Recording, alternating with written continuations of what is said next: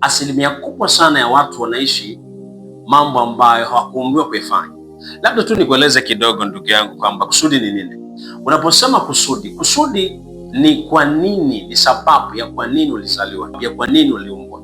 Maana yake lazima ujue. Sasa ninaposema ni sababu ya nini uliumbwa na ni sababu ya kwa nini ulizaliwa, nielewe vizuri, kwa sababu unaposoma kwenye Biblia, wale ambao ni Wakristo wanaweza kanielewa. Ukisoma ile Yeremia 1:5 inazungumza wazi definition ya kusudi. Kabla sijakuumba nalikujua, na kabla hujatoka katika tumbo nalikutakasa, nimekuandaa, nimekuweka kuwa nabii katikati ya mataifa. Kila mmoja unayemwona yupo anazaliwa. Sasa nielewa, anaweza kazaliwa nje ya ndoa, anaweza kazaliwa ndani ya ndoa, au coincidence iliyotokea, lakini maana halisi ya kwamba kila ambaye anayeletwa duniani awe ni mtoto. Kaka Jackson, nielewe hapa, maana yake kwamba anakuja akiwa na package, kwa sababu nia na lengo la Mungu ni kwamba alimjua kabla ya huyu mtu kuja. Kila mtu lazima arudi kwenye source yako ni nini? Source yako ni nini? Source yako si kusema baba yako na mama yako, no. Asili yako wewe umetokana na Mungu. Sasa kama umetokana na Mungu, maana yake unalo kusudi ndani yako. So fikiria, wapo watu ambao wamekufa,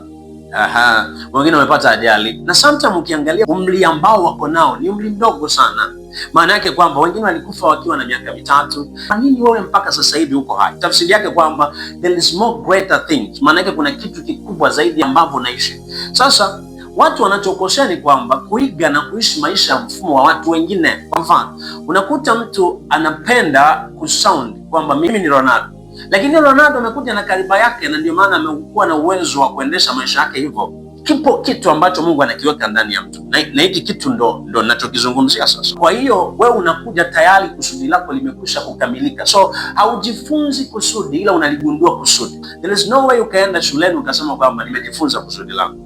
Na ndio maana tu kuna hichi kinaitwa kusharpen kusudi, kuliendelea kulinoa kusudi lako, lakini sio kusema kwamba unaenda kujifunza kusudi, kwa sababu kusudi hauumbi nalo, haujifunzi, unaumbwa nalo, umekuja nalo tayari ukiwa package. Unapomwona samaki ukimtoa ndani ya maji, hauhitaji kutumia nguvu ile samaki kufa, atakufa tu, kwa sababu umemtoa kwenye sehemu ambapo alikuwa ameumbiwa. Source yake ilikuwa ni wapi? Maana yake kama ni majini, maana yake kusudi lake ni kuogelea. Watu wote ambao wamefanikiwa sio watu ambao walikuwa na profession, kwa sababu kuna zaidi ya hapo, ni watu ambao walikuwa wanaishi ndoto zao. Unapozungumzia kama Bill Gates, unazungumzia ni mtu ambaye aliresign mara nyingi kwenye kazi ambazo tulizofanya. Hata kwenye kampuni ambayo ni ya Microsoft, unagundua kitu kimoja, ya kwamba Bill Gates alipotoka ile kwenye kampuni ambayo aliyokuwepo, walimuuliza kwa nini umetoka? Akasema kwamba mimi nimetoka kwa sababu I am the idea person, mimi ni mtu mwenye idea. Kwa hiyo maana yake na uwezo wa kuendesha mambo yangu.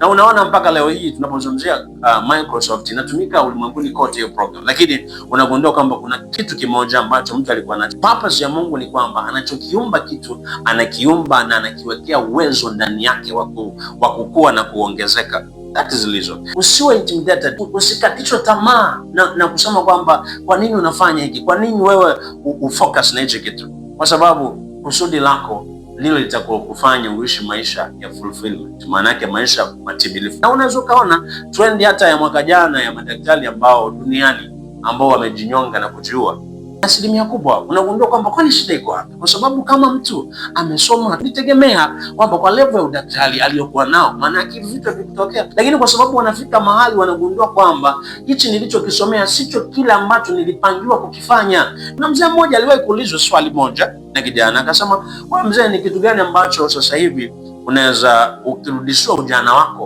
unaweza ukakibadilisha? Akasema kama kuna kitu ambacho sasa hivi ningerudishwa ujana ningekiisha, akasema ningeishi kusudi langu pasipo kuangalia gharama yoyote ambayo ningepitia, pasipo kuangalia mtu gani ananisema, pasipo kuangalia mazingira gani yakoje, kwa sababu alifikia hatua ya kugundua kwamba kusudi ni kitu cha muhimu sana kwenye maisha yake.